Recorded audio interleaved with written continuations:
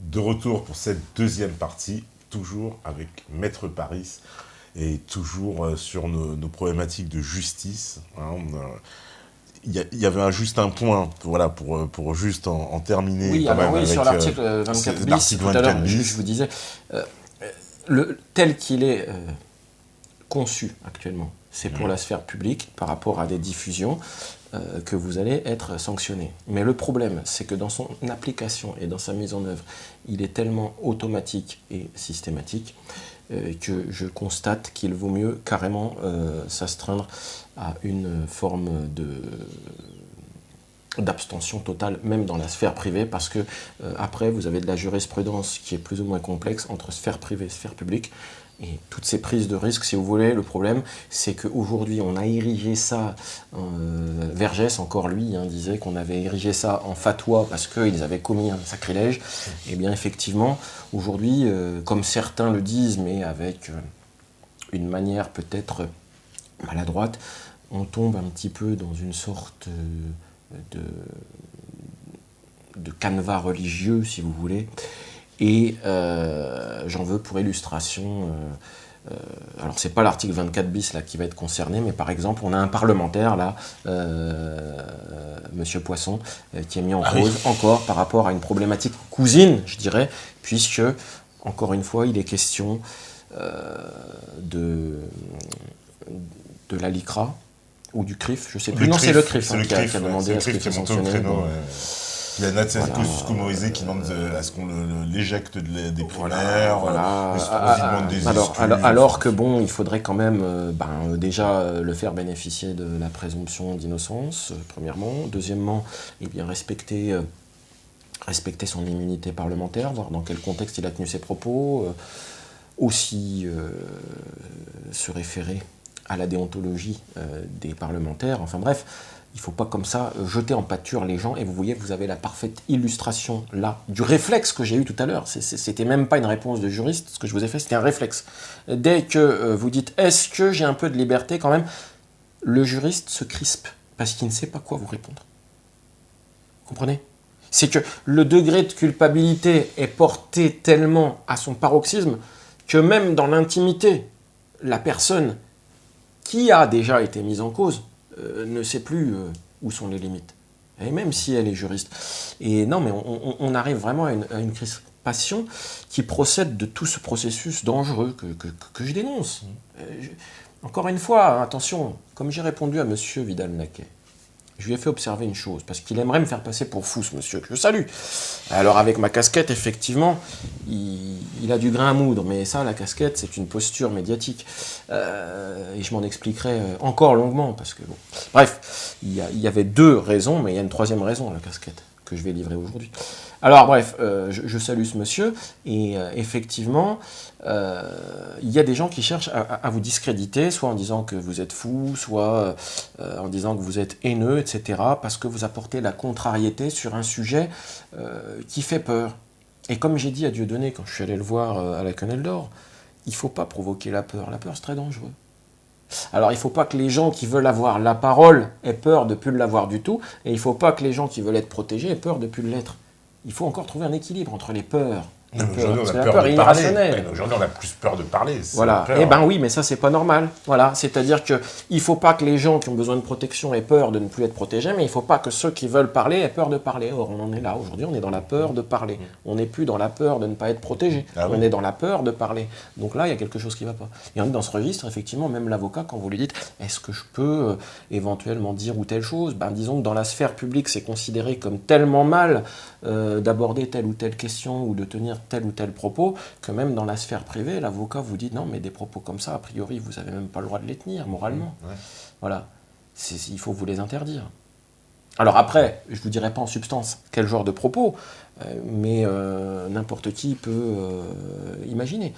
Donc voilà, c'est dans ce climat de terreur, de violence morale, mentale, psychologique, politique, internationale, etc. Enfin, le sujet est explosif et il ne devrait pas l'être. Il ne devrait pas l'être. Bon. on devrait pouvoir parler, aborder les problèmes, quels que soient les problèmes, on devrait pouvoir parler. Enfin, j'espère que M. Hollande et M. Poutine sont capables de se parler. Hein, parce qu'aujourd'hui, je déplore d'en être à nouveau au stade où j'étais en 1984 ou 85, quand Sting avait fait sa chanson J'espère que les Russes aiment aussi leurs enfants. Hein, bah ouais, non mais on est revenu à la case départ là les gars, hein, quand même. Hein, c'est quand même complètement catastrophique un climat pareil. Ou alors c'est un coup monté pour faire monter la cote de M. Hollande. Monsieur Poutine joue des gros bras, enfin je sais pas. Est-ce que, hein, mais c'est quand même inquiétant tout ça. Ben, j'espère que ces gens-là sont capables de se parler parce que sinon, voyez-vous, nous on n'a pas tellement d'avenir avec nos petits problèmes de loi là. Enfin Hollande de toute façon. Il appellera Obama pour savoir ce qu'il doit faire. Je ne sais pas, mais bon.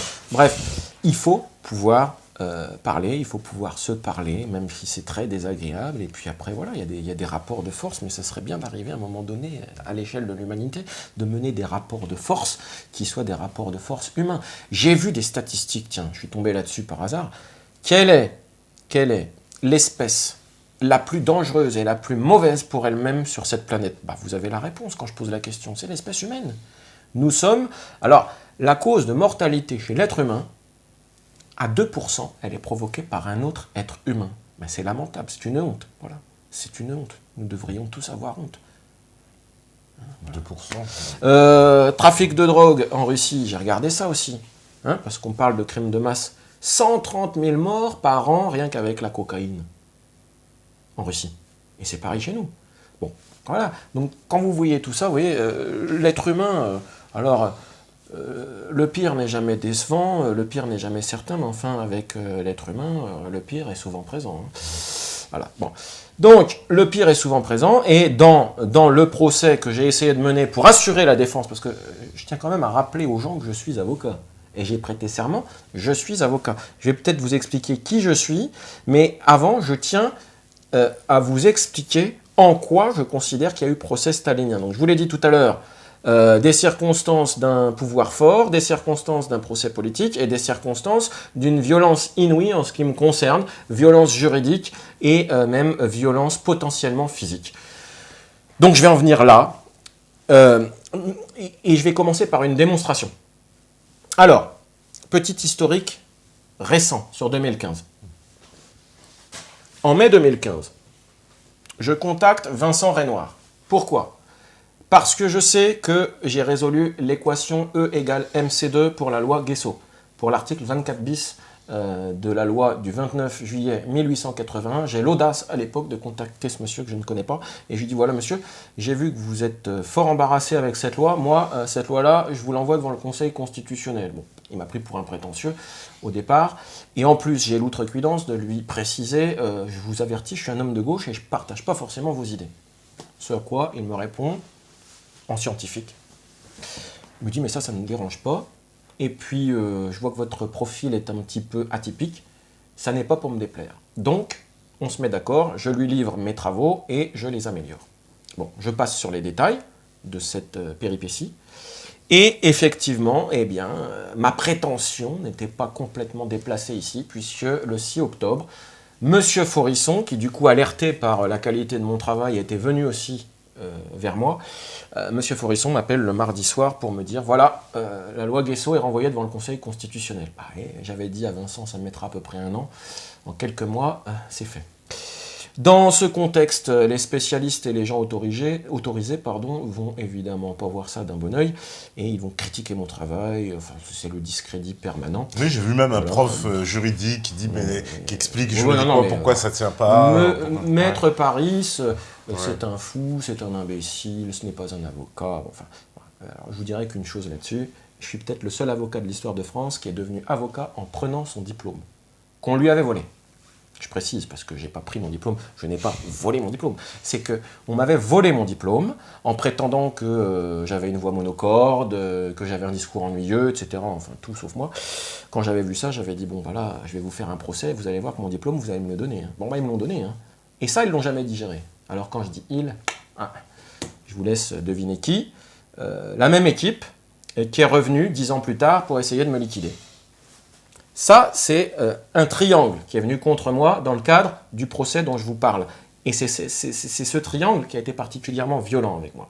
Mais il faut quand même se souvenir que Maître Paris, c'est, à ma connaissance, le seul avocat de France qui est devenu avocat en exerçant son métier avant d'avoir le droit de l'exercer. C'est-à-dire que j'ai fait un procès au barreau pour leur dire mon diplôme que vous m'avez volé, vous allez me le donner. Triangle, ça fait très métaphorique. Ah mais moi j'adore le triangle, je vous dis dans l'espace c'est ce qu'il y a de plus stable. 3 points sont toujours alignés sur un même plan. Donc le triangle pour moi c'est vraiment fondamental. D'ailleurs je comprends même pas que la tour Eiffel ait 4 pièces, ça aurait été beaucoup plus stable avec 3. Ouais. Ah non, mais le 3 si vous voulez, toujours le 3 est stable. Et c'est pour ça qu'en matière de justice on met en général 3 magistrats, parce qu'il y en a toujours 2 contre 1. Vous voyez, c'est très stable. Le 3, ça devrait être le fondement de toutes les architectures. Pour autant, je ne suis pas franc-maçon et je ne le serai jamais. Il n'en est pas question, parce que je n'aime pas ce qui est occulte, je n'aime pas ce qui est caché, je ne vois pas en quoi il faudrait se dissimuler ici. Quand on a la volonté de construire quelque chose de structurant et de noble, eh bien on le fait publiquement et ouvertement. Il n'y a pas besoin de s'en cacher. À partir du moment où on se cache, c'est qu'il y a quelque chose de louche. Voilà. C'est tout ce que j'ai à dire là-dessus. Mais effectivement, j'ai entendu dire que ces gens-là aiment bien le 3, ça tombe bien, les grands esprits se rencontrent. Moi aussi. Voilà. Donc je vois pas pourquoi je devrais me priver de ce structuralisme sous prétexte qu'eux ont mis leur brevet dessus. Premier point. Comme ça, c'est clair. Voilà. Alors après, la violence qui s'est exercée contre moi, effectivement, à partir du 6 octobre, la loi Guesso, l'article 24 bis, est renvoyée devant le Conseil constitutionnel. Il faut savoir que j'avais plaidé sur la base de 3. J'avais plaidé contre Charrière-Bournazel, et d'ailleurs, j'ai oublié de le citer tout à l'heure, quand vous me demandiez par rapport au rapport de force de la justice et autour de la justice, il faut savoir que Charrière-Bournazel, le 8 juillet 2016, je fais des apartés. C'est qui Charrière-Bournazel? Alors, maître Charrière-Bournazel, que je salue d'ailleurs, j'étais très content d'avoir plaidé contre lui en juin 2015, il est venu me serrer la main après, pour moi c'est un grand moment parce que c'est l'ancien bâtonnier de Paris, puis c'est pas n'importe qui, donc voilà, c'est un avocat historique au niveau de la loi Guesso, il a souvent pris le parti contraire du mien, donc effectivement quand au mois de juin l'année dernière j'avais plaidé contre lui et que là la salle avait senti que l'équilibre penchait vers moi, je dois dire que j'étais très flatté. Je ne vous le cache pas, parce que Charrière-Bournazel, en face de moi, voilà. Et après, il vient me serrer la main. Alors que l'autre jour, les avocates qui étaient contre vous n'ont pas voulu me serrer la main. Elles ont refusé de serrer la main. Je le dis, maître Charrière-Bournazel, que je salue, m'a serré la main. Voilà. Bon. Toujours est-il que ce confrère, eh bien, il a fait une lettre ouverte début juillet pour poser la problématique de la justice, C'est-à-dire qu'il ne comprend pas bien ce qui se passe. Il est prétendu qu'il y aurait eu des menaces contre certains magistrats, voire même des projets d'assassinat, et que donc les magistrats se sentiraient pas trop libres, et qu'en parallèle, les magistrats en auraient après les avocats, parce que les avocats participeraient de cette tentative d'intimidation contre des magistrats, pourquoi pas. Voilà, le sens un petit peu du propos. Et à la fin, il nous explique qu'en gros, il n'est pas d'accord pour qu'on utilise la force pénale, la contrainte pénale, la qualification pénale contre des avocats pour porter atteinte au principe de la défense et au principe de la justice effective. Voilà, maître Charrière-Bournazel, ancien bâtonnier de Paris, prend la parole dans une lettre ouverte début juillet 2016, pour nous expliquer qu'en gros, il y a un rapport de force avec la justice et qu'aujourd'hui, eh bien, certains magistrats abuseraient de leur pouvoir, selon à peu près les termes de son propos, pour mettre en examen des avocats et puis les empêcher d'exercer. Alors c'est notamment le cas de maître François d'Angleant, encore une fois. D'ailleurs, j'en ai discuté pas plus tard qu'aujourd'hui avec lui, il me disait « mais je crois que je suis le seul à qui on a réservé ce sort-là ». Alors voilà, est-ce que c'est à maître François d'Angleant que maître Charrière-Bournazel pensait oui ou non? Mais c'est courageux de faire une lettre ouverte comme ça. J'observe que moi aussi j'en ai fait des lettres ouvertes, j'ai pas eu de réponse, ni le retentissement qu'elle a eu ici. Mais c'est pour vous dire que la problématique de la justice se pose à tous les niveaux. Vous avez le président de la République qui crache sur la justice, vous avez les magistrats qui disent puisque c'est ça, nous on va prendre notre autonomie, vous avez les avocats qui disent les magistrats abusent de leur pouvoir contre nous. Enfin, voilà, j'insiste, l'enjeu du débat qui doit se tenir pour désigner le premier magistrat de France, à savoir le président de la République, il faut que ce débat porte une fois pour toutes sur la justice. Et aujourd'hui, l'affaire que je suis en train d'ouvrir et de porter à la rumeur publique, eh bien cette affaire, c'est vraiment l'élément qui doit déclencher une réaction en chaîne pour que les institutions politiques se saisissent du problème. Pourquoi? Parce que, dans mon affaire, et là je suis désolé de le dire, tout à l'heure je prenais la défense de M. François Hollande, mais là je vais plus trop la prendre. Ah oui, parce que là, je me pose quand même des questions. Hein? Alors, on va très vite. J'espère que les spectateurs vont rester, parce que ce que j'ai à dire là, c'est... Vous verrez ça nulle part, et je suis pas fou. Hein. Il y en a qui voudraient dire que je suis fou, ça les arrangerait bien. Je suis pas fou du tout. Vous voyez, le dossier là, il est comme ça le dossier. Hein. Alors, bon, enregistrement et tout. Hein, parce que depuis fin 2004, j'ai des réserves. Ah oui. Donc, il va falloir jouer carte sur table. Là, hein. La justice, il faut la réformer. Et il faut faire les choses dans l'ordre. Parce que s'est-il passé, nom de Dieu, à ce procès constitutionnel? En venant ici, je me disais, mais t'es peut-être fou finalement. Oui, parce que quand je regarde, je me dis, mais c'est pas possible. C'est pas possible. Cette conjugaison de faits qui pose question, je me dis, bon, c'est un film. On se croirait dans un chef-d'œuvre d'Alfred Hitchcock. Hein? Alors, je vous explique. L'avocat. Vous trouverez, hein, le public trouvera l'ensemble des éléments. Alors, la lettre ouverte qui défile dans la partie 2 des vidéos que j'ai faites, très intéressante si vous faites des arrêts sur image. Et cette lettre avec ces pièces, vous pouvez la trouver normalement sur le site. Alors, vous me disiez que tout le monde n'apprécie pas Vincent Renoir. Certes, je comprends bien. Mais il se trouve qu'il fait un travail de qualité quand il s'agit de relayer les systèmes de défense dont il bénéficie avec moi jusqu'à présent. Donc là, en l'occurrence, le système de défense que je mets en place pour lui, c'est de dénoncer que son procès constitutionnel, c'est un procès stalinien et qu'il est victime en cela. Et donc, il publie non seulement la lettre qui défile dans ma vidéo, mais les pièces. Et c'est très important parce que l'ensemble du document, il est là, voilà. Voilà ce que vous devriez avoir sur Internet. Hein. 98 pages. Hein. Mais c'est tout petit par rapport à ce dont on va devoir traiter la justice ou le Parlement. Hein. 98 pages déjà pour se rendre compte. Donc il y a ma lettre, la lettre qui défile dans la vidéo, avec quelques images. Bon, c'est vrai que j'ai une petite touche artistique et un certain recul pour que les choses soient parfois quand même un peu drôles, même si elles sont funestes et tragiques. Donc la fameuse lettre que vous trouverez qui défile dans ma vidéo part 2 procès politique truqué. Et si vous allez sur le site PHDNM de Vincent Renoir, vous trouverez les annexes que nous avons pris soin de faire, si vous voulez. Alors, annexes avec des explications, n'est-ce pas? Pièce 1, par exemple. Et c'est là que je vous dis, rien qu'avec ces 9 pièces, normalement, le Parlement devrait ouvrir une enquête parlementaire pour procès politique truqué. Hein. Avec, pourquoi pas, dedans, alors, vous dites, mais complètement fou. C'est quoi le résumé de tentative d'assassinat de l'avocat, pourquoi pas? On n'en est pas loin. C'est justement la question que je me pose. Quand je vois un président qui dit, j'ai donné des ordres, et quel est le critère? Des gens, alors, attendez, le critère, c'est, j'ai vu ça quelque part, c'est où, parce que j'ai plein de choses, là. Alors, opération Homo, voilà. J'ai toujours beaucoup trop de documents par rapport au temps imparti, mais c'est pas grave. J'ai vu les critères qu'il énonce. En gros, c'était des actes de vengeance par rapport à des gens qui avaient fait des actes terroristes contre la France. Bon, jusque-là, j'entends bien.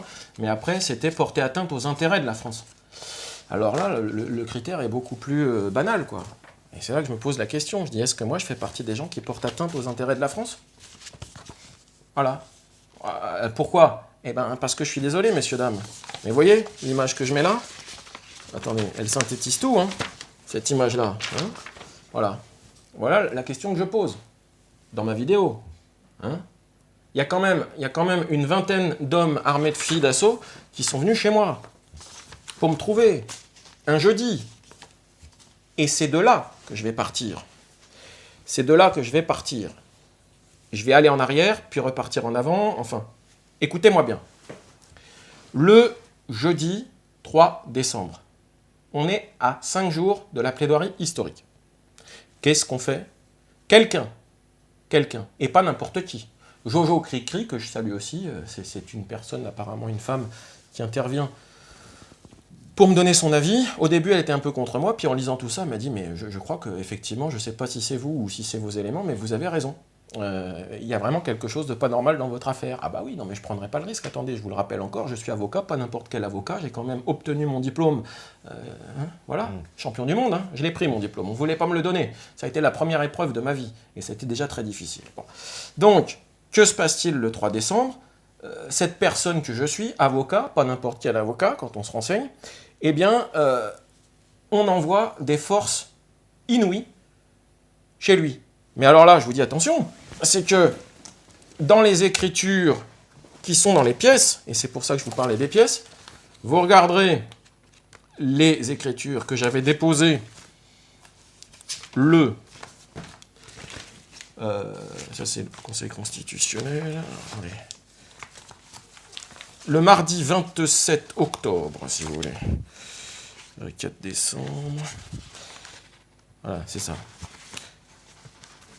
Mardi 27 octobre 2015, étant donné que le barreau de Rouen m'embête pour des petits retards de charge qui n'ont rien de bien grave quand on voit tout l'argent dont j'ai été privé à cause d'eux, tout le préjudice qu'ils vont devoir m'indemniser. Je veux dire, il va falloir qu'ils s'indemnisent, parce que voilà, c'est clair, hein.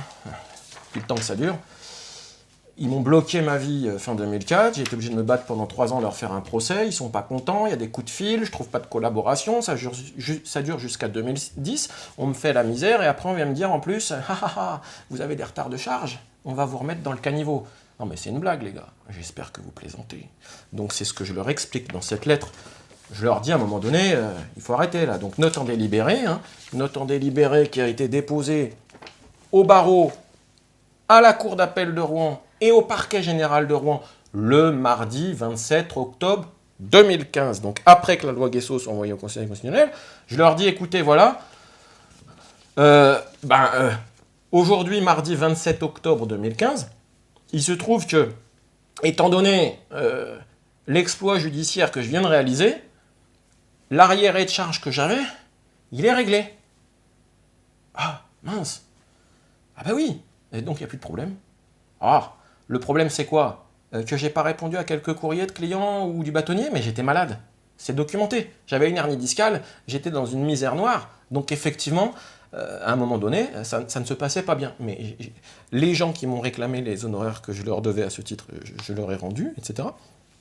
Donc voilà, ça ce sont des griefs qui peuvent se poser. J'espère qu'un avocat a encore le droit d'être malade et de ne pas aller bien. Bon, quand je viens au barreau le mardi 27 octobre 2015 et que j'explique, bon ben voilà, non seulement je vais mieux, mais en plus je vous dépose des écritures pour vous dire qu'il faudrait quand même arrêter de m'embêter là. Parce que je vous explique. Alors je leur explique. Sur la lettre qui est sur internet, il y a des surlignages jaunes. Alors je leur explique déjà que j'ai des problèmes cardiaques. D'accord? À mettre en rapport avec la BRI qu'on envoie chez moi le 3 décembre. Vous commencez à comprendre où je veux en venir, hein? Et ça, c'est parfaitement établi dans mes documents. Ici, vous voyez, paragraphe 21, c'est bien marqué. Voilà. Un lourd problème cardiaque sur 2012. Donc, je vous le dis, est-ce qu'on envoie des gens avec un taser chez quelqu'un qui a des problèmes de cœur, hein, avec la lettre du cardiologue, là, pas n'importe qui. Oui, mais la police... Jean-Yves Lehezé, ils étaient parfaitement au courant. La police, ça le savait. Mais ils étaient parfaitement au courant, puisque les écritures que je vous montre là, ce sont des écritures qui étaient entre les mains du parquet général de Rouen le mardi 27 octobre 2015. C'est-à-dire que le chef de la police de Rouen savait que Maître Paris a des problèmes de cœur. Et on vient faire une chevauchée, comme ça, avec des gars de la BRI, le jeudi matin à 6 heures, dans le noir, en criant. Oui, non. Alors ça, c'est une mise en scène qui passe pas du tout, compte tenu des écritures que j'avais déposées. Et en plus, j'avais payé toutes mes charges. Donc, comme je l'explique dans ma vidéo, tout allait bien. Il n'y avait aucune raison de s'inquiéter. Et j'avais expliqué à ces gens-là, dans ces écritures-là qu'il faudra regarder, je leur avais expliqué, il va falloir arrêter de m'embêter, parce que, voilà... Vous l'avez peut-être pas vu sous cet angle, mais moi j'ai l'intention de porter plainte pénale contre vous. Je ne l'ai pas dit comme ça, mais je leur ai expliqué que, en ce qui me concerne, je considérais que telle et telle chose avait été commise contre moi. Et bien évidemment, qu'est-ce qu'ils ont fait? Ils ont regardé. Et ils se sont dit, mince, là on a un gros problème. Bah oui, gros problème. Parce que je vais vous renvoyer devant le juge pénal pour des choses graves et objectivement établies, parce que là, c'est pas 2 témoins de complaisance. C'est qui est poursuivi? C'est moi là qui dis à l'époque, vous m'embêtez avec des histoires d'argent qui ne sont plus d'ailleurs, puisque j'ai payé, mais moi je vais vous embêter avec autre chose, et non seulement vous allez être puni pour ça, mais vous allez devoir payer. Parce que là, je suis avocat au Conseil constitutionnel, je succède à Maître Jacques Vergès sans avoir la grosse tête, c'est comme ça. Donc maintenant, on va reconstituer ma carrière. Mais c'est qui? On va reconstituer ma carrière, et ça va vous coûter combien? Bah ça va vous coûter plus d'1 million d'euros. Mais c'est qui? Non mais laissez-moi finir, c'est très important, parce qu'il faut comprendre. Il faut comprendre. Je vous ai dit qu'il y a des choses anormales qui se sont produites, mais pourquoi? Pourquoi? Mais pas parce que je suis fou. Pas du tout, je suis pas fou du tout. Dans ces écritures-là, je leur explique que leur comportement, c'est quasiment de la provocation au suicide. Si j'étais pas super solide, je pense que j'ai fait la démonstration de ma solidité. Même si là, je suis obligé de vous couper la parole pour tenir le fil. Parce qu'en première partie, on n'a pas parlé de l'affaire, et c'est de l'affaire dont il faut parler. Par qui? Eh bien, par qui? Par les gens qui n'ont jamais digéré que je devienne avocat alors qu'ils ne voulaient pas que je devienne avocat. Vous comprenez? C'est que dans ce milieu, quand on ne veut pas que quelqu'un devienne avocat, même s'il est bon en droit, même s'il a eu un bon parcours, eh ben non, il ne sera pas avocat parce qu'on a décidé que voilà, et puis on se débrouille pour lui mettre la note qu'on veut. Ah oui, mais avec moi, ça ne s'est pas passé comme ça. Donc ils ne l'ont jamais digéré. À la première occasion, quand j'ai été malade et que j'ai eu un petit retard de charge, ils ont essayé de m'achever. Et je leur ai répondu avec un uppercut juridique, puisque je leur ai expliqué, c'est moi qui vais vous mettre KO au niveau judiciaire, c'est pas vous. Et ça, ils ne l'ont pas digéré. Donc ils se sont tout de suite mobilisés. À partir du mardi 27 octobre 2015, ils voient que j'ai payé mes charges, ils voient que je me prépare très sérieusement à les mettre en cause pénalement, et pas du tout autrement. D'ailleurs, c'est pas du tout, je veux dire, pas besoin. Moi, je suis dans une instance qui me rend célèbre. Je risque d'avoir une victoire historique. J'ai autre chose à faire que de m'embêter avec des histoires de menaces ou quoi que ce soit. Ok? On est bien d'accord. Hein? C'est-à-dire que là, désormais, comme je l'ai dit ce soir-là, quand le bâtonnier a essayé de me parler et de m'entreprendre, je lui ai dit, écoutez, moi, je ne suis pas venu pour vous parler. Il voulait que j'aille avec lui dans son bureau tout seul, ce fameux mardi 27 octobre 2015. Je lui ai dit, mais je ne suis pas venu pour vous parler. Si j'avais voulu vous parler, je vous aurais averti. Je suis venu déposer mes écritures, régulariser les paiements. Voilà, tout va bien. Moi, devant moi, j'ai une étoile et je vais essayer de la décrocher. C'est tout. Et il était là, il me regardait bizarre. Donc je me suis dit, oh là, il y a quelque chose de bizarre. J'en ai parlé avec un policier que je défends, un très très sérieux policier, qui s'est renseigné et il m'a dit attention, voilà. Bon, donc attention. Et puis 24 heures après, il y a la fameuse affaire de Melun qui a été exploitée pour essayer de venir dire mais Maître Paris, voilà, c'est peut-être quelqu'un de dangereux, il est fou. Bon, il faut être un petit peu fou pour leur dire qu'on va porter plainte contre eux et leur réclamer plus d'1 million d'euros. C'est sûr qu'il faut avoir une dose d'audace. Et ouais, mais bon, on ne peut pas comme ça mettre la misère dans la vie d'un homme fin 2004, et puis rigoler comme ça jusqu'en 2010, et puis continuer à l'embêter quand il installe son cabinet misérable à Rouen, vous voyez le truc? Parce que ça, c'est mon parcours. Un parcours du combattant, sans arrêt avec des pots de banane, de gens, bon, je vais passer là-dessus parce que ça sera... Mais c'est le contexte, si vous voulez. Le barreau avait une dent contre moi, c'est pas moi qui avais une dent contre eux. Moi, j'ai gagné contre eux. J'ai gagné contre eux en 2006, j'ai gagné contre eux en 2007, ils ont été obligés de me donner mon diplôme. Par contre, eux, ils ont un souci, c'est qu'ils ont donné des faux diplômes aux autres étudiants. Parce que moi, il a été jugé à l'époque dans une décision de justice qu'il y avait eu rupture d'égalité à mon préjudice, donc le barreau, à ce titre, avait le droit de dire, eh bien, le jury va à nouveau délibérer en tenant compte de la rupture d'égalité au préjudice de M. Paris, donc on lui donne son diplôme. En revanche, les autres qui se sont rendus coupables de fraude et d'irrégularité aux examens, je n'irai pas plus loin, c'est vrai, c'est acté par une décision du 26 ou 27 janvier 2006, cour d'appel de Douai. On peut la retrouver sur Internet, les noms sont cachés. Et bien voilà, il y a eu une rupture d'égalité, donc Maître Paris, on lui donne son diplôme pour réparer la rupture d'égalité, mais comme il y a eu irrégularité provoquant cette rupture d'égalité, les autres, eh bien, on ne devrait pas leur donner leur diplôme, on devrait leur demander de repasser tous leurs diplômes. Donc depuis cette époque-là, vous avez des gens, voilà, ils veulent jouer, on va jouer. Vous avez des gens qui exercent avec un diplôme qui n'est pas valable. Alors, sur le fond en écriture publique que constitue ce diplôme, éventuellement, c'est prescrit, mais sur l'usage qui en est fait, c'est pas prescrit. Et tous les actes qui ont été faits, éventuellement, on peut se poser la question de leur validité. Et on vient m'embêter. Mais quand on voit que je commence à montrer les dents et à dire vous allez arrêter de m'embêter parce qu'en plus vous allez m'indemniser, eh bien, évidemment, l'idée de m'éliminer d'une manière ou d'une autre, elle est là. Et elle est tellement là qu'elle transpire dans des courriers. Il y a un courrier du 24 novembre de l'ancien bâtonnier que je pensais pas être un adversaire de la sorte, puisque j'avais même pris sa défense. Et mon avocat m'avait dit on va le récuser. J'avais dit non, mais je ne pense pas que ce monsieur soit particulièrement virulent contre moi. Ah, faut voir ce qu'il écrit dans mon dos, que je suis un paranoïaque aigu et qu'il faut me mettre hors d'état de nuire. Le 24 novembre, attendez, le 24 novembre, dans tout ce contexte, vous voyez, je viens d'annoncer que je vais aller au pénal, que je vais réclamer la reconstitution de ma carrière, l'indemnisation de ma carrière, et qu'est-ce qu'on fait? On écrit, bon là, il faut le mettre hors d'état de nuire parce qu'il a un discours paranoïaque aigu très précis. Mais le mot important dans la phrase, c'est un discours très précis. Et effectivement, n'importe quel spécialiste regardera mes écritures du mardi 27 octobre 2015, dira effectivement, Maître Paris, il était incisif là. Les qualifications pénales, elles sont là. Que fait le parquet? Monsieur le procureur général, est-ce que monsieur le président de la République aurait raison? Est-ce que monsieur Maître Charrière-Bournazel aurait raison? Est-ce qu'effectivement, il faudrait que la justice soit un petit peu plus autonome à la fois de l'exécutif et de certains notables? Mais ça veut dire quoi? Ça veut dire quoi? Ça veut dire qu'on a voulu protéger des gens qui risquaient d'être mouillés jusqu'au cou. Voilà. Ouais, mais voilà. Ça veut dire qu'on les et j'en apporterai la preuve. Les gens qu'on a protégés, bon, on ne peut pas les nommer. Premier point, première dynamique contre moi, ce n'est pas possible. Maître Paris va mettre en cause pénalement des gens éminents du barreau. Et en plus, il va les aligner au niveau financier. Attendez, moi, on m'a ruiné. On m'a ruiné ma vie. Ma compagne m'a quitté à l'époque. Enfin, non, mais c'est la misère. Je ne veux pas me victimiser. C'est pas le but. Mais voilà. Donc ça, c'est la première dynamique qui est là. Prête à se mobiliser contre moi, à la première occasion. Deuxième dynamique, si c'est pas beau.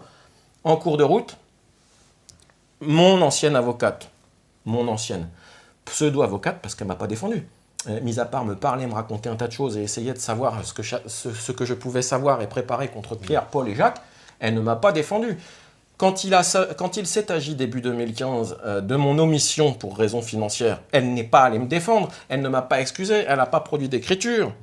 Auparavant, sur un dossier dans lequel elle était d'accord pour que j'intervienne, eh bien, aux conditions où je devais intervenir, moi je remplissais ma mission, je devais lui fournir des écritures. Quand je lui ai fourni les écritures, qu'est-ce qu'elle a fait?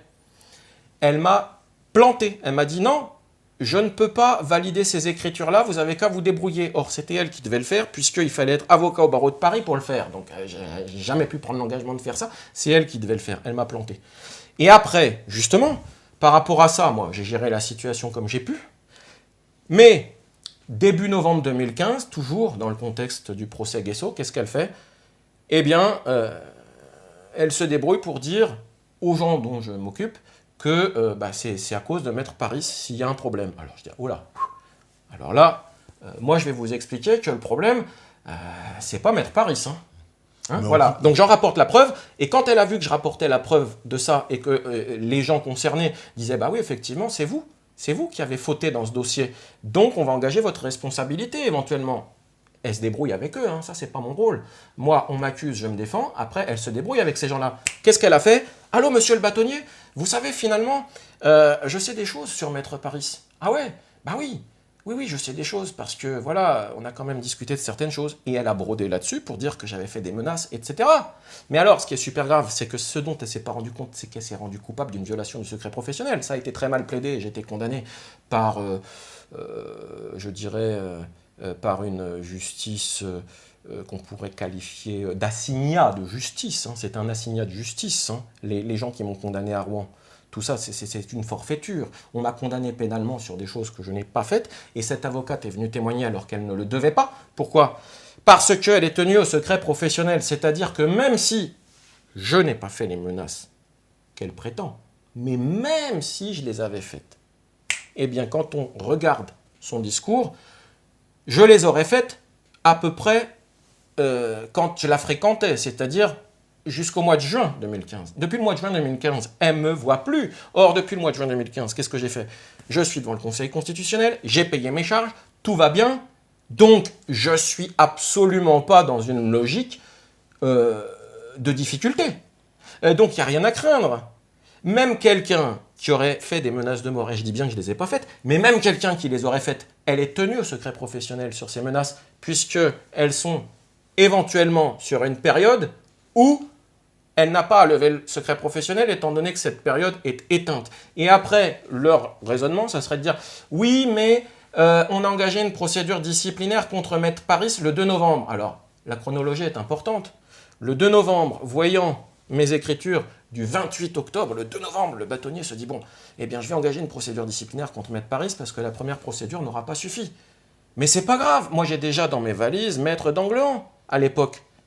Je l'ai vu le 28 octobre. Et je lui ai dit, bon, je vais avoir besoin de vous, là, parce qu'il m'embête. Mais l'affaire est réglée d'avance. Je savais très bien que j'avais aucun souci à me faire avec ces gens-là sur leur procédure disciplinaire. Vous voyez? Donc, c'est eux qui ont construit des circonstances pour prétendre que j'aurais fait des menaces de mort et pour prétendre qu'en plus, le témoignage de l'avocate était valable parce qu'il y aurait eu un risque de passage à l'acte dans ce contexte. Or, il n'y avait pas de risque objectif de passage à l'acte, étant donné que le barreau savait très bien que j'avais payé mes charges, que j'étais en train de faire un procès historique et que j'avais aucune raison de passer à l'acte. Et le bâtonnier lui-même reconnaît que j'ai pas fait de menace. Lui-même dit, bah non, il n'a jamais fait de menace contre moi. Et pour cause, bah évidemment que j'en ai pas fait. J'avais aucune raison d'en faire. On veut comprendre tout ça, d'accord. Ça, c'est le contexte initial. C'est quoi le lien, justement? Eh bien, attendez. Voilà, donc là, maintenant, vous avez deux personnes qui ont intérêt à me nuire. L'entité du barreau et cette personne qui a peur d'être mise en cause au niveau d'un dossier qui peut devenir explosif parce que ce dossier, elle ne l'a pas géré seule au départ, elle l'a géré avec des gens potentiellement dangereux. Et ça, elle ne le dit pas. Elle vient pas, quand elle dépose, elle ne dit pas, attention, je suis en difficulté avec ces gens-là. Ah oui, non mais bon, moi, c'est pas de ma faute. T'as qu'à faire attention à qui tu fréquentes, madame. Hein. Donc, voilà. Alors, deux dynamiques là, qui se conjuguent et qui disent, bon, il va falloir percuter Maître Paris. Je suis paranoïaque. Hein. Ah oui, mais non, mais sauf que c'est la lecture du dossier que je fais. Et alors, là où ça devient criant, c'est sur la dernière semaine. Et c'est effectivement les 9 pièces qu'on voit là. Dernière semaine, qu'est-ce qu'on fait? Dans tout ce contexte, alors qu'en plus, le 26 novembre, cette fois-ci, le jeudi 26 novembre, j'ai publié dans Rivarol un article pour dire qu'effectivement, je vais porter plainte et pour dire qu'effectivement, si par des procédés déontologiques déviants, déloyaux, enfin j'avais dit maillage déontologique, hein, c'est quelque chose de pas très honnête, on essaie de m'empêcher de faire mon travail au Conseil constitutionnel parce que j'ai bien compris, le policier m'avait dit de faire attention, etc. J'ai bien compris que quelque chose se mettait en place contre moi. Eh bien, j'ai dit, moi je ferai une grève de la faim et de la soif. Hein. Je suis déterminé, je ferai une grève de la faim et de la soif parce que je veux bien qu'on m'empêche de gagner le match loyalement, mais si on triche, eh bien moi je proteste. C'est loyal. Mais de quelle façon? J'annonce les choses. Et qu'est-ce qu'on fait au lieu de dire, Maître Paris, il a annoncé ce qu'il va faire, il n'y a aucun danger. Non, on construit une affaire et on vient dire à des fonctionnaires, bon, vous allez dire ce qu'il n'a pas dit. Et effectivement, ils sont venus dire ce que je n'ai pas dit. C'est-à-dire que le 30 novembre, alors que je maîtrisais parfaitement tout mon contexte professionnel, j'avais même dit à mes avocats, j'en avais 2, je leur avais dit, vous ne faites rien, c'est moi qui fais, et je ferai le dernier jour. Je ferai mon opposition le dernier jour, parce que c'est un recours qui est suspensif, c'est indiscutable, donc ils n'auront jamais le temps de se mettre en œuvre pour m'empêcher de plaider. Donc je suis sûr et certain de pouvoir plaider. La date, elle est fixée au 8 décembre. Moi, le recours, la dernière date pour faire mon recours tombe un samedi, donc j'ai de la chance, c'est prolongé jusqu'au lundi. Je précise au passage que dans ces conditions, mes adversaires en face savaient très bien que j'allais venir le lundi, c'était le dernier jour. Et je suis venu le lundi, j'ai poussé le vice pour être sûr de gagner une journée, j'ai poussé le vice jusqu'à venir à 15h et quelques. 15h30, vous imaginez? À 17h, il est trop tard, hein, c'est fini. Je suis venu à 15h30 pour dire, je fais ça au dernier moment. Comme ça, pour me bloquer, ils ont mardi, mercredi, jeudi, vendredi. Impossible. Impossible. Parce qu'il faut réunir 4 magistrats, etc., plus le premier président. Impossible. Donc je suis sûr et certain d'aller au Conseil constitutionnel. J'ai aucune raison de passer à l'acte et ils le savent très bien. Et j'ai pas fait de menace, mais je dis que même si on essaie d'être sympa avec eux et de dire, bon, admettons que cet homme-là, soi-disant que l'avocate, parce que jusqu'à présent, voilà, il aurait fait des menaces. Alors, est-ce qu'il est dangereux? Non, il n'est pas dangereux, Non, attendez, c'est super important. Ouais. Il n'est pas dangereux puisqu'il veut aller au Conseil constitutionnel et au pire, il a dit qu'il va faire une grève de la faim. Donc, pourquoi on vient m'arrêter le jeudi 3 décembre? Vous comprenez? C'est ça qui est super important, c'est fondamental. Non, mais pourquoi on vient... Oui. Est-ce que... Parce qu'en fait, le but, clairement, voilà, bon, on a bien compris l'affaire, mais le but, c'est quoi? C'est de clairement vous retirer, en fait, votre diplôme professionnel, en tout cas votre, comment on appelle ça, votre autorisation d'exercer. À la base, ouais, il voulait se venger de ce qui s'est passé il y a une dizaine d'années parce que j'ai gagné et ça il le digère pas. Alors, ils veulent se venger il y a une dizaine d'années ou alors ils veulent vous empêcher d'aller au plaider. C'est ça qu'on a du mal à comprendre. C'est là que c'est un vrai film d'Hitchcock, c'est que c'est tout un tissage. Vous avez une logique de vengeance au départ. Ça cogne. Depuis fin 2014, début 2015, ça cogne contre moi. Et je résiste. Je serre les dents. J'arrive à rebondir avec le procès constitutionnel. Je leur échappe, puisque je paye mes charges. Donc pour eux, c'est insupportable. Je suis paranoïaque. Bien sûr que je suis paranoïaque. Depuis le temps que ça dure, de toute façon, il y a de quoi le devenir. Mais enfin, admettons quand même que ce que je dis a un fondement et que ce soit objectivement prouvé. Donc ces gens-là m'en veulent. Ils essayent de m'attraper et de me priver de ma capacité professionnelle. Ils n'y arrivent pas. Et en parallèle, eh bien, ils auraient bien besoin d'éléments contre moi. Et ils ont de la chance sur ce coup-là parce que l'avocate, alors le plus beau c'est que j'ai un message de sa part, hein, j'ai un message écrit de cette avocate. Qu'est-ce qu'elle dit? Eh bien, elle dit que je ne suis pas très malin parce qu'elle comptait m'aider. Alors ça, elle le dit le 10 ou le 11 novembre. Elle dit, vous n'êtes pas très malin, je comptais vous aider contre l'ordre, et bien puisque c'est ça, je m'abstiendrai. Ah non, mais ça va plus loin. C'est que puisque c'est ça, eh ben, elle a raconté un tas de saloperies contre moi, que je serais en relation avec des groupuscules d'extrême droite, que j'aurais des caches d'armes. Je veux dire, non mais, Jacques Messrine hein, et Antonio Ferrara réunis. Voilà, c'est moi, l'homme le plus dangereux de France. Voilà, ce qu'elle brode avec la connivence du barreau, qui, eux, ils boivent ces paroles. Hein. Ah ben voilà, mais formidable, formidable, continuez, vous n'avez pas autre chose.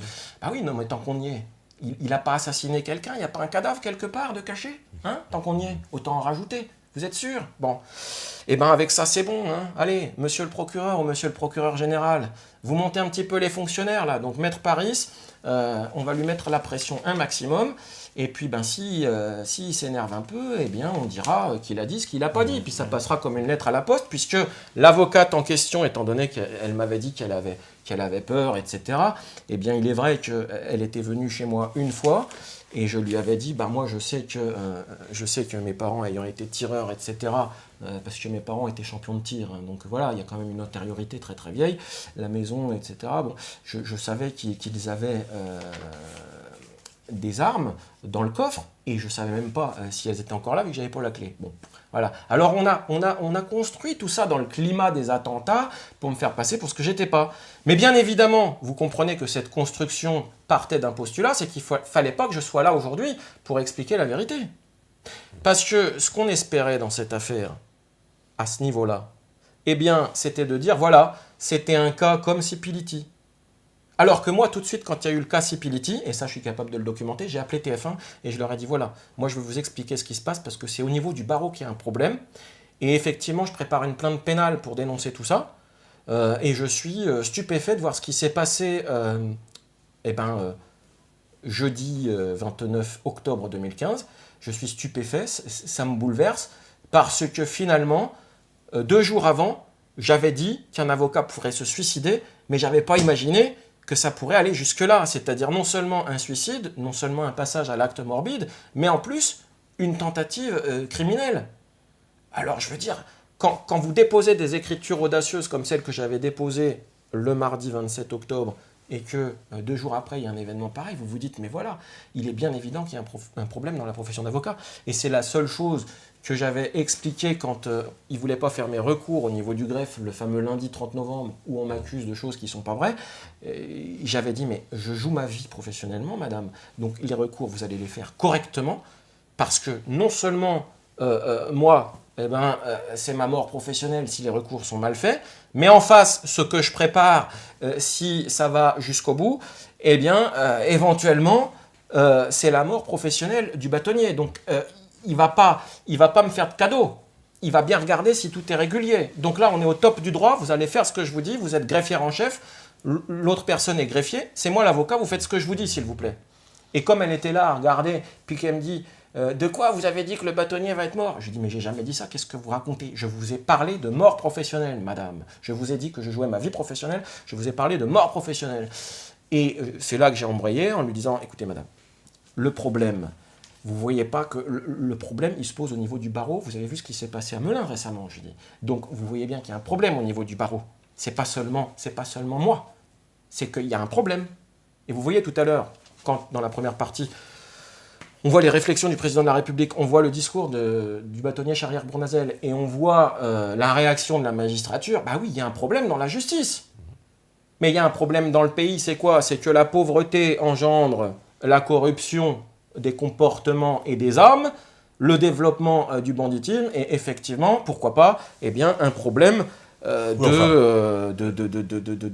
de pauvreté, enfin, de la délinquance. pauvreté, un magistrat, il est payé 7 000 € par mois. Non, je vous parle d'une pauvreté généralisée qui provoque une criminalité généralisée, qu'aujourd'hui, moi je suis né, vous voyez, je suis quelqu'un de modeste, je suis né à Argenteuil, et j'ai vu un article justement du maire d'Argenteuil aujourd'hui, qui dit, Argenteuil, il y a certains endroits, c'est devenu des espaces abandonnés de la République. Je ne sais pas ces termes, mais en gros, c'est ça. Ça on entend bien. Et bien voilà, moi je suis né à Argenteuil, vous voyez, quand Sarkozy avait dit le Karcher, ça m'a touché parce que je suis né à Argenteuil. J'ai la chance de ne plus y être depuis longtemps. Ce que je vous dis, c'est qu'effectivement, on est dans un pays en crise. La crise, ce n'est pas seulement les rivalités mémorielles, les jalousies, les risques de violence, parce qu'on prend prétexte de ceci et cela pour se détester. La crise, c'est aussi qu'effectivement, la justice est confrontée d'une part à un manque de moyens, d'autre part à une surcharge. Les avocats, c'est pareil, il y a besoin d'une réforme. Enfin, c'est un bouillon de culture incroyable. Et moi, je me retrouve dans tout ça à poser les vrais problèmes. C'est quand même pas de ma faute.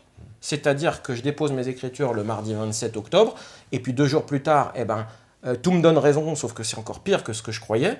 Et effectivement, quand on vient me contrarier dans la logique qui se joue contre moi dans mon dos, quand on vient me contrarier le lundi 30 novembre, eh bien, j'explique les choses. Oui. Et là, ce que je n'avais pas imaginé, c'est qu'on transforme la situation pour m'accuser de choses, parce qu'on attendait que ça, parce que de toute façon, c'est ce qui se préparait contre moi, puisque le 24 novembre, le fameux bâtonnier, sur une lettre que j'ai ici, avait écrit « Il faut le mettre hors d'état de nuire ». Non mais attendez, c'est du langage, excusez-moi, c'est du langage quand même typé, hein. Il faut le mettre hors d'état de nuire. Donc là, vous avez 2 logiques, et tout ça se passe à Rouen. Or, qu'est-ce que j'apprends? Et là, si j'étais dans une salle d'audience, j'hausserais le ton. J'apprends que un chef d'État d'origine rouennaise, se vante d'avoir commandité des opérations homo. J'ai pas le droit de commencer à me poser des questions. C'est quoi une opération homo? J'ai pas le droit de commencer à me poser des questions. Eh ben, va falloir qu'il nous explique.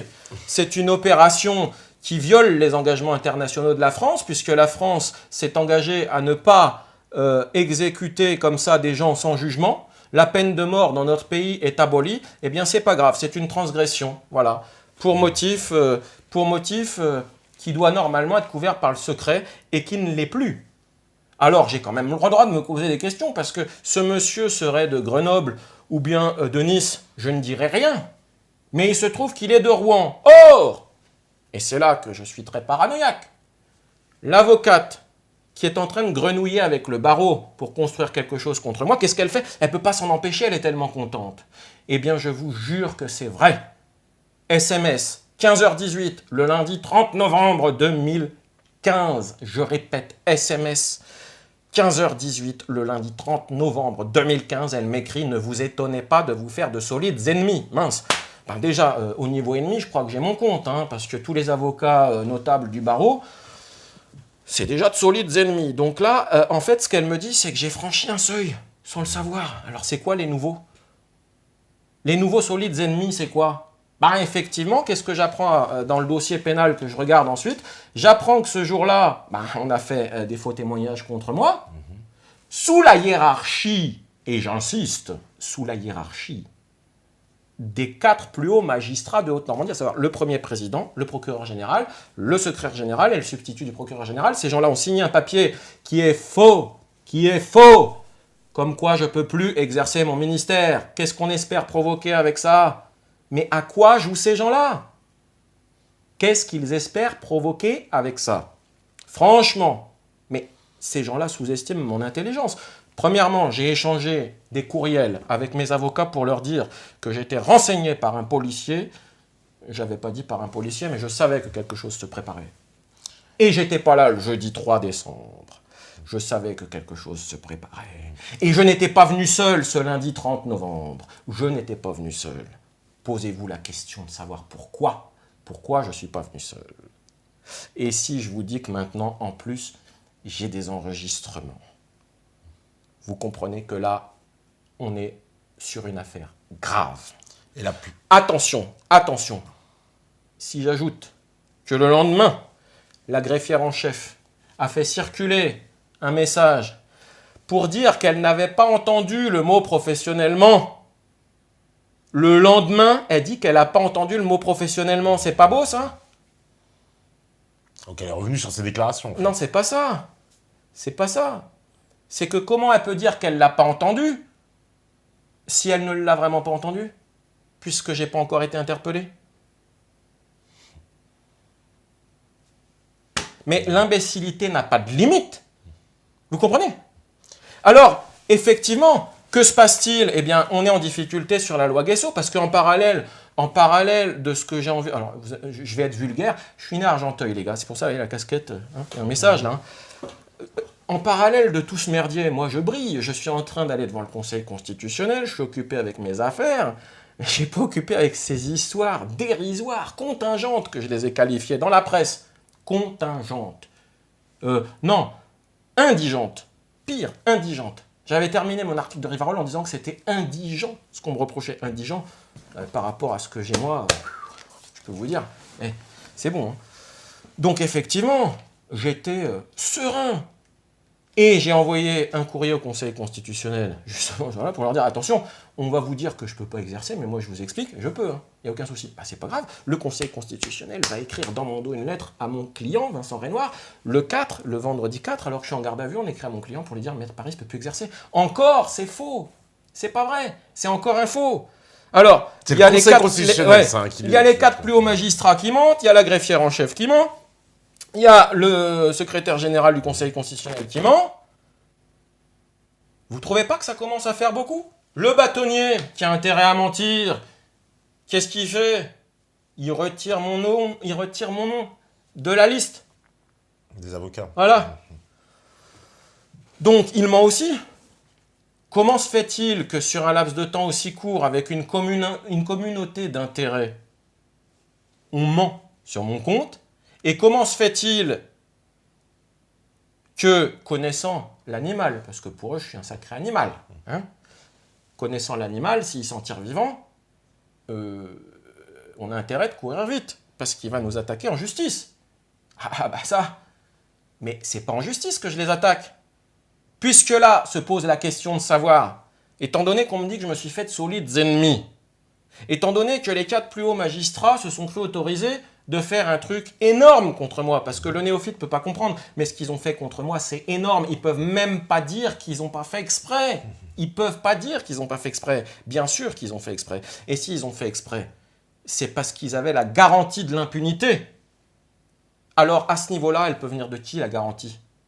Eh bien, au départ, j'avais imaginé que ça pouvait être dans le périmètre de mes adversaires directs, c'est-à-dire qu'il ne faut pas oublier qu'en face de moi, j'avais déjà quelqu'un de solide, Manuel Valls, quelqu'un qui est très dynamique, qui est très nerveux. C'est lui qui serait derrière ça? Non, j'ai pas dit ça. Ah bon. Je dis, je me posais des questions, j'analyse. Moi, on me dit, j'ai de solides ennemis. Et puis, venant de la personne qui le dit, si vous voulez, c'est pas une SDF qui dit ça. Enfin, si, elle l'est un petit peu. Sans difficulté financière, ça, elle l'est. Bien plus que moi. Hein? Beau jeu de mots. Mais ce n'est pas une SDF. Quand elle dit que j'ai de solides ennemis, au moment où elle le dit, ça signifie quelque chose. Ça signifie qu'il faut qu'elle me le dise maintenant, parce que peut-être qu'après, il sera trop tard pour me le dire. Vous commencez à comprendre? Tous ces gens-là ont intérêt à ce que je ne m'en tire pas. Alors, je suis paranoïaque quand je dis ça. Bon, éventuellement. Mais ce que je prétends ici, c'est qu'on est dans un contexte de procès stalinien, parce que ce qui est sûr, c'est qu'on n'avait pas le droit de retirer mon nom, de prétendre que je ne peux pas exercer, d'écrire à mon client. Ça, ce sont des violences juridiques, ce sont des voies de fait. Donc, on est dans le procès stalinien. On est dans le contexte d'un pouvoir d'État très fort, d'un procès politique très important, avec des manœuvres objectivement incontestables, si j'ai pris la précaution de publier sur Internet, c'est aussi pour ça, parce que j'aime bien prendre du recul et écouter la réaction des gens. Les gens ne m'ont pas dit, monsieur, vous êtes complètement dingue. Pas du tout. Et donc là, c'est pour ça que je dis, bah non, mais je ne suis pas fou. Un petit peu, mais pas que fou. Pas que fou. Ces gens-là me rendent peut-être fou. Peut-être qu'ils me rendent dépressif, peut-être qu'ils me rendent paranoïaque, pourquoi pas. Moi, je veux bien envisager avec eux, puisque la définition légale du harcèlement moral, c'est qu'à un moment donné, ça va avoir des conséquences. Et la plainte, elle a été acceptée ou pas? Elle a été déposée? Mais il n'y a pas de plainte. Je ne dépose pas plainte. Il n'est pas question de déposer plainte. Je vais vous dire pourquoi. Il n'est pas question de déposer plainte.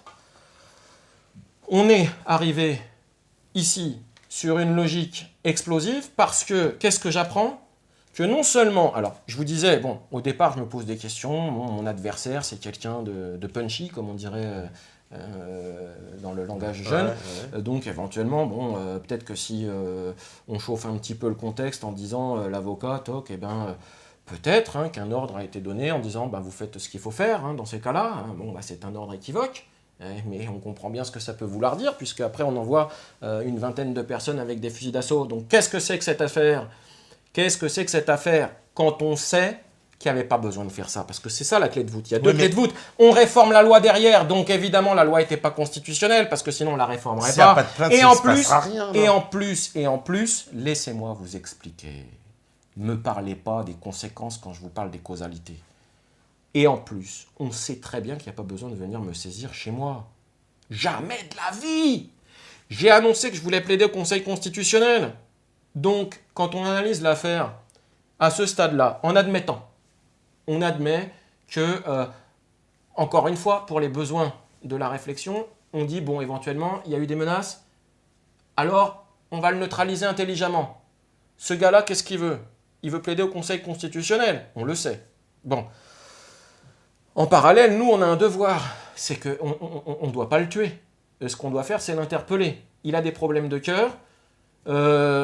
Comment ça se fait que, sachant, j'étais propriétaire d'une arme que je n'ai plus depuis des années, je l'avais prêtée à mon grand-père qui est décédé, après c'est mes parents qui s'en sont occupés, mais quand on regardait à la préfecture, effectivement, on voyait, tiens, il est propriétaire d'une arme déclarée, qui avait été achetée légalement. Bon, ça c'était moi, c'est le seul truc qui me concernait, le reste, ça ne me concerne pas.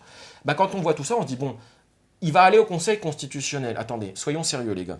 Le gars, c'est un avocat de pointe, il a déjà mis KO le barreau quand il s'est agi de prendre son diplôme. C'est pas un gars qui se laisse faire, il a l'habitude de mener le combat là où ça doit être fait, c'est-à-dire devant la justice. Eh bien, il a dit qu'il va aller au Conseil constitutionnel et qu'il veut y aller. On regarde les écritures qu'il a faites au Conseil constitutionnel, effectivement, ça tient la route. En plus, ce qu'il faut savoir, c'est que j'en avais encore donné. J'étais hors délai pour donner de nouvelles écritures et j'en avais donné d'autres en expliquant au Conseil constitutionnel que je tenais à rajouter d'autres arguments, etc. Donc j'étais vraiment à fond dans mon boulot. Il suffit de se renseigner et on sait très bien que je vais aller au Conseil constitutionnel. Donc si vous savez ça, vous savez très bien que le garçon qui veut aller au Conseil constitutionnel, mais il n'y a aucun risque. Il ne va pas aller au barreau de Rouen ou au barreau du Havre ou au barreau d'ailleurs pour faire quoi que ce soit de mal.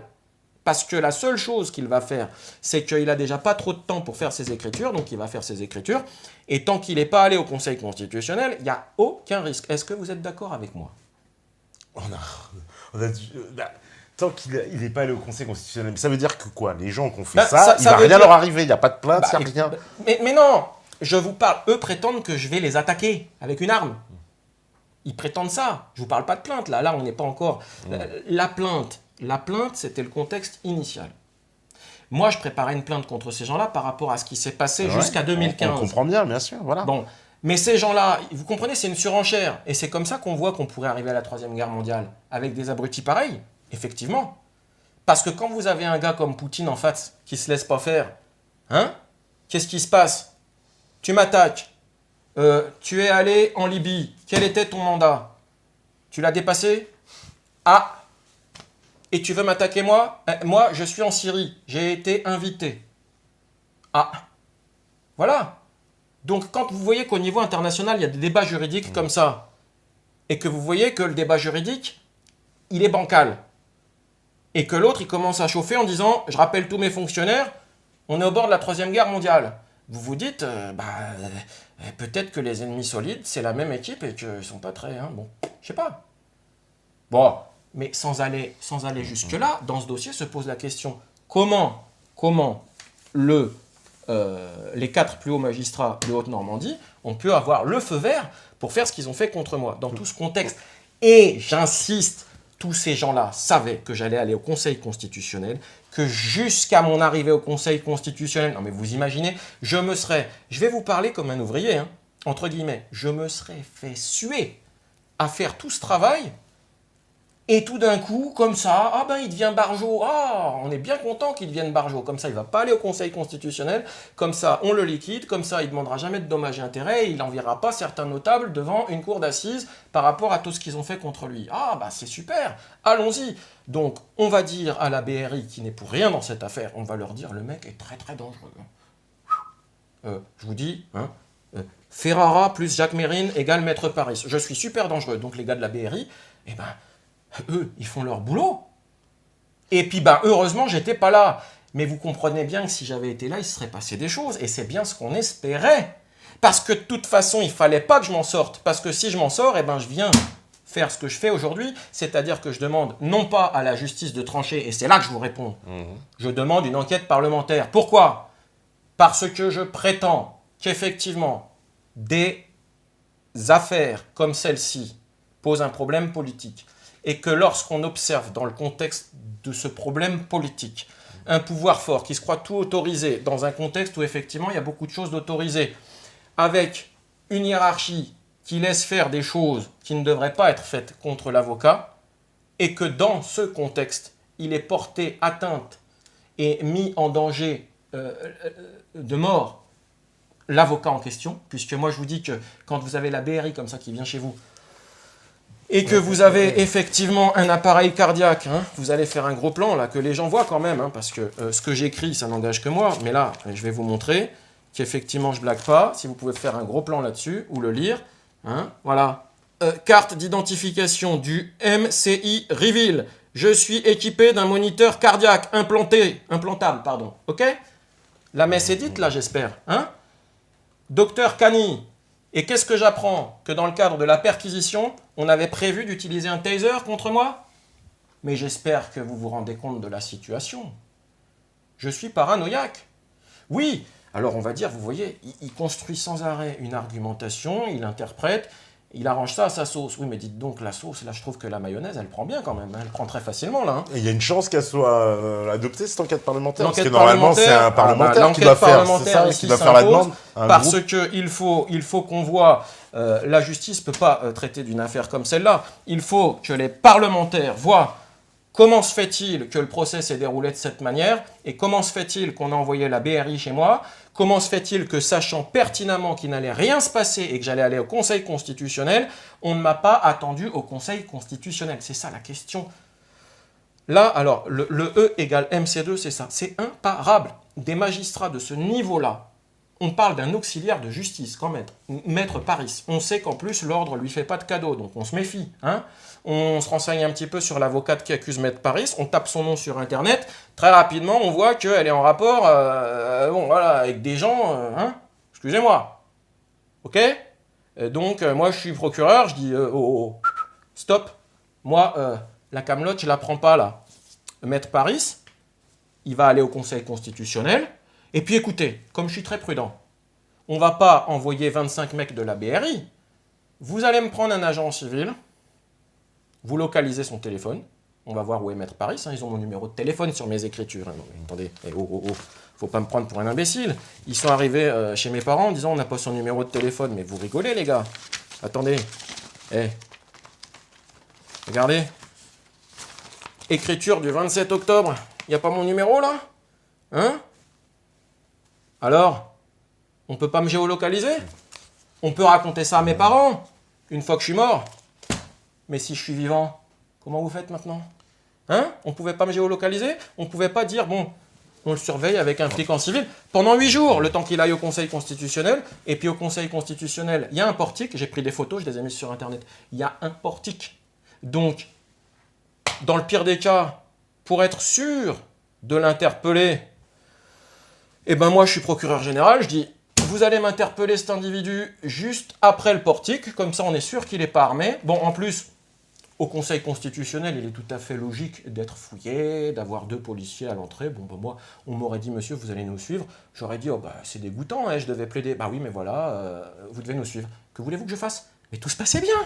Tout se passait très bien. Et vous voyez, là où ça devient super grave, c'est que dans ce cas-là, on pouvait encore m'empêcher de plaider. Et c'est là que vous vous dites, mais c'était carrément une volonté criminelle. Parce que si on voulait juste m'empêcher de plaider, eh bien, il suffisait de m'attendre après le portique. Tout se passait en douceur. On était sûr que j'étais pas armé. On était sûr que j'allais venir. On était sûr que j'allais rien faire avant. Et j'étais vivant. Alors qu'en venant le jeudi 3 décembre, on n'était pas sûr que je m'en sortirais pas. Mais il y avait quand même une bonne petite probabilité que ça se passe mal. Vous croyez pas? Alors, chapeau les gars. Je vais pas retirer ma casquette.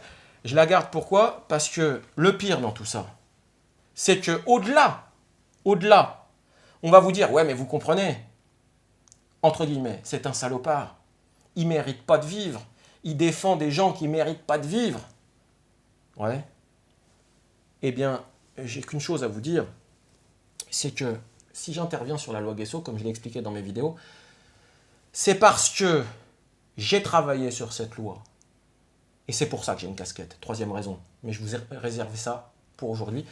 J'ai travaillé sur cette loi en 2011 parce que des gens qui sont plus bronzés que moi, beaucoup plus bronzés que moi, et peut-être même plus bronzés que vous, me disaient c'est pas juste. Ce que Guerlain a dit, s'il l'avait dit autrement ou concernant d'autres personnes, ça aurait provoqué un tollé, et là, pas grand-chose. Donc, écoutez, maître, voilà, le combat, il est là. L'égalité des mémoires. Et vous voyez, ça commence là. C'est pas beau, ça? Casquette. Pourquoi? Parce que quand on me dit, oui, mais l'égalité des mémoires, ce n'est pas légitime.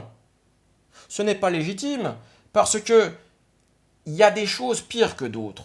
Et on vous en apporte la preuve, c'est que ces choses-là sont contestées sans arrêt sur Internet et ici et là. Mais attendez. Parce que, je vais vous dire, j'ai une citation à vous faire à ce stade-là, peut-être, si je la retrouve. Si je la retrouve pas, c'est pas grave, c'est toujours pareil, j'ai un tas de paperasse. Le silence, c'est une forme de contestation. On dit, sur Internet, voilà, et je l'ai déjà dit, mais je cite à nouveau. Hein? Dis-moi quelle violence, c'est de Jean-Pierre Gay, ça. Dis-moi quelle violence est pire que le silence. Quand il s'agit de la cause afro-antillaise, quand il s'agit de l'esclavage, quand il s'agit du crime d'esclavage, quand il s'agit de ces 6 millions de personnes, c'est le chiffre que j'ai trouvé, ça 6 millions pour les esclaves aussi? Ah, ça serait le même. Non mais je le dis sans provocation, j'ai des documents. Il y aurait eu à peu près 100 et quelques millions de déportés et à peu près 6 millions qui auraient été balancés à l'eau comme ça. Les enfants fragiles, les femmes malades, etc. Balancés à l'eau, c'était ça le système. Voilà. Peu importe, c'est ce que j'ai lu en faisant mes recherches pour venir à cette émission. Mais vous voyez bien ce que je veux dire. C'est que le silence est une forme de contestation et c'est même la pire des négations, le silence. Le silence? Le silence, c'est-à-dire que... le fait de rien dire. Voilà, le fait qu'effectivement, il n'y a rien à contester puisqu'il n'y a pas de jugement ni de loi pour protéger la mémoire des victimes de l'esclavage et de cet asservissement. Donc effectivement qu'il y a contestation, mais c'est une contestation qui prend une autre forme. Et elle suscite la même vindicte, puisque tout à l'heure, en apartheid, je vous expliquais que j'ai pris des documents qui montrent que des chanteurs de rap nombreux, dont le groupe Le Concept au Havre, avec qui j'avais travaillé un petit peu à l'époque sur cette affaire, eh bien, dénoncent une falsification de l'histoire, un mépris pour tout un peuple par rapport à un crime qui n'a jamais été mobilisateur dans la protection de la mémoire de ce crime. Et c'était mon combat. Donc aujourd'hui, quand on vient vous dire, oui, bon, après tout, on s'est trompé, on a voulu mettre en danger un avocat parce qu'on a cru que c'était une saloperie, et bien en plus, vous voyez la casquette, c'est une casquette de rap.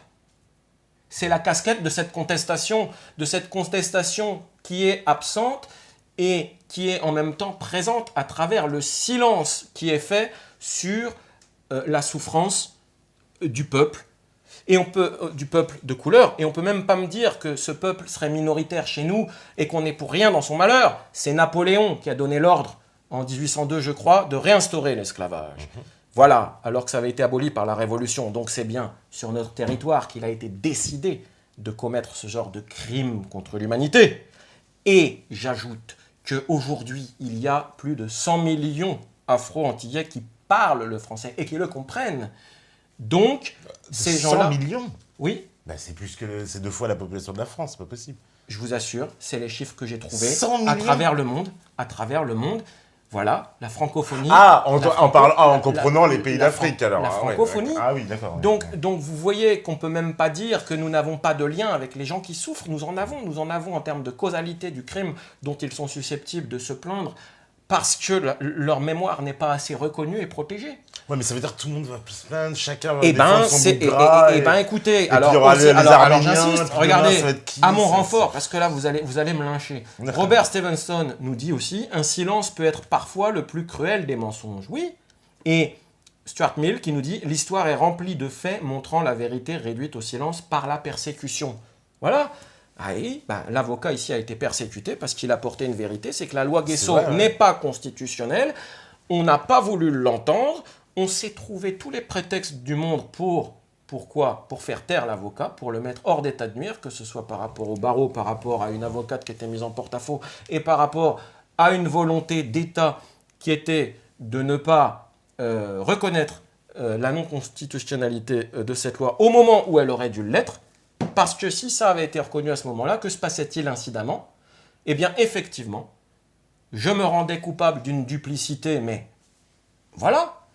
C'est que, d'un côté, au départ, je suis mandaté pour une cause de généralisation de la loi, et de l'autre, je suis mandaté pour le contraire. Et c'est comme ça qu'effectivement, je suis l'homme de la situation, parce que je suis obligé de composer dans mon esprit une réponse à ces deux problématiques, et c'est comme ça que j'apporte la solution en disant, on généralise dans un souci de justice, mais on assouplit avec une immunité mémorielle. Ça ne peut fonctionner que comme ça. Parce que sinon, effectivement, vous aurez toujours des gens pour vous dire « Oui, mais il y en a qui sont protégés, mais alors pourquoi eux et pas les autres ?» Et les autres qui disent « Moi, j'ai plus du tout de liberté par rapport à ces gens-là. » Voilà, non, mais... Vous voyez? Donc, voilà tout le problème qui se posait. On a voulu me faire taire parce qu'on se donnait bonne conscience. Si je n'avais pas été là aujourd'hui pour expliquer tout ça, on pouvait effectivement me faire passer pour un déséquilibré, toutes les pires choses qu'on puisse qualifier ici. Mais en réalité, vous voyez, l'affaire, elle est catastrophique. Catastrophique parce qu'on aurait, j'insiste, on n'aurait jamais dû envoyer chez moi, chez ma famille, le jeudi 3 décembre 2015, on n'aurait jamais dû envoyer des forces de l'ordre qui m'ont mis en danger. Et la manière dont on m'a mis en danger, c'est volontaire, c'est imparable. Je ne suis pas paranoïaque. Des magistrats savent très bien à qui ils ont affaire. Ils savent très bien que j'ai payé mes charges. C'est écrit dans les Écritures. Le premier président, le procureur général, le barreau savaient que j'avais payé mes charges, savaient que j'allais devant le Conseil constitutionnel. Ils savent lire. Donc ils savaient très bien qu'il n'y avait aucun risque. Leur objectif ici était inavouable. Et s'ils se sont autorisés d'agir ainsi, c'est qu'ils avaient des garanties. Et je voudrais savoir qui a donné ces garanties. C'est pourquoi je demande une enquête parlementaire. Parce que c'est certainement pas la justice qui répondra à cette question. Et c'est seulement une fois qu'on aura répondu à cette question, qui a donné ici des garanties et s'est cru autorisé à faire un procès stalinien dangereux pour l'avocat et sa famille. Qui s'est cru autorisé à ça? Eh bien, il va falloir m'apporter une réponse. Voilà. Et je demande aux parlementaires, je retire ma casquette, de bien me regarder. Voilà. Il y a peut-être la marque de ma casquette, mais je ne suis pas fou. Et il va être temps de prendre cette affaire très au sérieux parce qu'elle illustre l'enjeu des élections présidentielles à venir. C'est que dans ce pays, il va falloir reprendre en main effectivement les institutions et ça passe par... un gros travail sur la justice pour donner à la justice les moyens de faire son travail, les moyens d'être autonome. Il faut un parquet qui va être également autonome avec une atténuation de ce principe de l'opportunité des poursuites qui est un poison parce que alors, dans certains cas on poursuit et pas dans d'autres. Je voudrais savoir pourquoi. C'est subjectif, c'est l'opportunité des poursuites, il n'y a pas de recours, enfin pratiquement pas. Donc le débat, il est là. Cette affaire est un scandale d'État. Peut-être que c'est un scandale d'État qui n'implique que des fusibles qui ont cru que ça pouvait se passer comme ça, très bien. Ça, c'est à l'enquête parlementaire d'y répondre. Parce qu'il n'y a que ces gens-là, il n'y a que le Parlement qui peut se saisir de la problématique que je soulève là. Et alors, le plus incroyable, c'est que déjà avant tout ça, quand vous regardez, alors d'ailleurs, il est obsédé par les enquêtes parlementaires. Bon, quand vous regardez mes écritures, toujours du 26, elles sont remarquables, hein, 26 octobre 2015, voilà. Eh bien, à l'époque, je demandais déjà une enquête parlementaire, mais c'était pas sur l'affaire à venir, c'était sur le barreau, voilà. Donc, vous voyez, au pire, j'avais mis, et j'avais pas eu d'argent, parce qu'à l'époque, j'étais très pauvre, même si j'avais payé toutes mes charges, j'avais pas trop de sous, voilà. J'avais mis copie adressée pour information en perspective d'une demande d'enquête parlementaire sur la pratique des barreaux. À l'époque, j'avais dans le collimateur la pratique des barreaux. Je voulais une enquête parlementaire sur tout ce qui m'arrive avec le barreau depuis des années. Eh bien aujourd'hui, je vais au-delà. Ce sujet-là sera abordé dans une autre étape. Dans l'immédiat, je dis que c'est un procès stalinien. Je dis qu'il y a eu des voies de fait contre l'avocat. Je dis que l'unité de temps, de lieu, d'objectif, d'action, les personnes impliquées, toute la logique qui s'est mobilisée contre moi n'est pas normale. Toute la logique qui s'est mobilisée contre Vincent Renoir n'est pas normale. Voilà. Procès politique truqué. Je n'ai pas un seul journaliste qui m'a contacté, je n'ai pas un seul parlementaire qui m'a contacté, mais il y a quand même un ancien candidat au présidentiel qui est susceptible de taper du poing sur la table. J'espère qu'il m'entend ce soir. Voilà, bah en tout cas, il y a en tout cas peu de chances que ça aboutisse une enquête parlementaire. Faut bien le dire juste avant la pause. Ça va être quand même difficile, surtout dans le contexte actuel. Croyez bien que je suis pas du genre.